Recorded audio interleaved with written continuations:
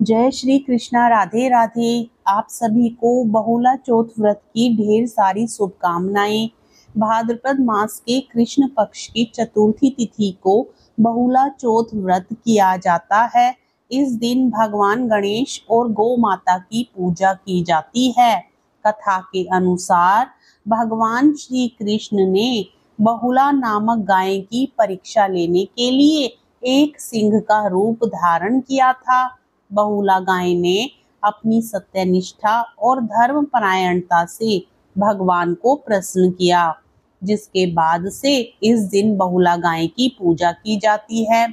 एक बार भगवान श्री कृष्ण ने कामधेनु गाय के अंश से उत्पन्न बहुला नामक गाय की परीक्षा लेने का विचार किया। उन्होंने एक सिंह का रूप धारण किया और बहुला गाय जब वन में चर रही थी तब उसके सामने प्रकट हो गए। सिंह को देखकर बहुला गाय भयभीत हो गई, लेकिन उसने साहस जुटाकर सिंह से कहा कि उसका बछड़ा भूखा है और वह उसे दूध पिलाकर वापस आ जाएगी। सिंह बने भगवान श्री कृष्ण ने कहा कि वह अपने सामने आए आहार को कैसे जाने दे। यदि वह वापस नहीं आई तो वह भूखा मर जाएगा। बहुला गाय ने सत्य और धर्म की शपथ लेकर कहा कि वह अवश्य वापस आएगी। बहुला की सत्य निष्ठा से प्रसन्न होकर भगवान श्री कृष्ण ने उसे जाने दिया। बहुला गाय अपने बछड़े को दूध पिलाकर वापस सिंह के पास आ गई।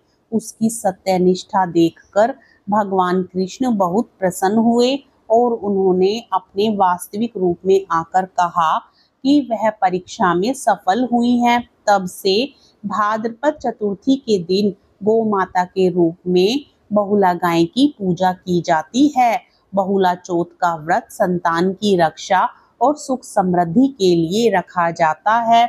इस दिन भगवान गणेश और गौ माता की पूजा करने से सभी मनोकामनाएं पूरी होती हैं, ऐसा धार्मिक मान्यताओं में कहा गया है। बहुला चतुर्थी का व्रत तब से हर साल भाद्रपद माह की कृष्ण पक्ष की चतुर्थी तिथि को मनाया जाने लगा। इस दिन कृष्ण जी और गौ माता की पूजा की जाती है।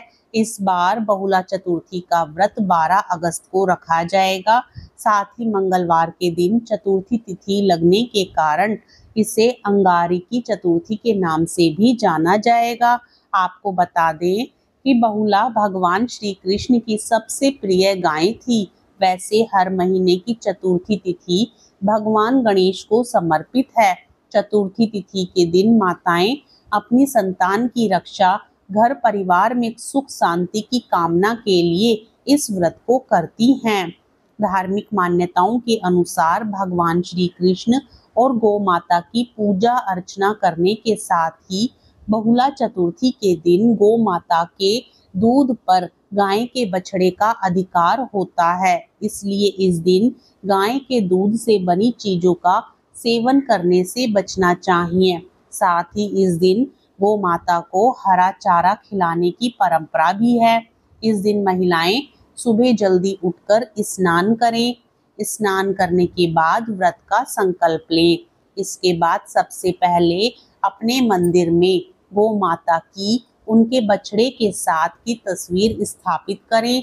इसके बाद सबसे पहले गणेश जी को तिलक करें, फिर भगवान कृष्ण को और फिर गौ माता को। इसके बाद फूलों की माला अर्पित करें। इन सब के बाद सबसे पहले शुद्ध घी का दीपक जलाएं और सबसे पहले गणेश जी को दुर्वा अर्पित करें। फिर नारियल, फूल, हल्दी भगवान कृष्ण और गौ माता के सामने अर्पित करें। इसके बाद सबसे पहले भगवान गणेश को हलवे का भोग लगाएं। अंत में आरती करें। सबसे पहले भगवान गणेश जी की आरती करें और फिर भगवान कृष्ण की आरती करें। शाम में चंद्रमा के दर्शन करके चंद्रमा को अर्घ्य दें और अपना व्रत खोलें। बहुला चतुर्थी का व्रत करने से घर परिवार में सुख शांति बनी रहती है। साथ ही व्यक्ति की सारी मनोकामनाएं पूर्ण होती हैं। प्रेम से बोलिए गौ माता की जय, भगवान श्री कृष्ण की जय, गणेश भगवान की जय। आप सभी को कथा पसंद आए तो वीडियो को लाइक करने के साथ ही इस प्रकार की और कथाएं सुनने के लिए चैनल को जरूर सब्सक्राइब करें।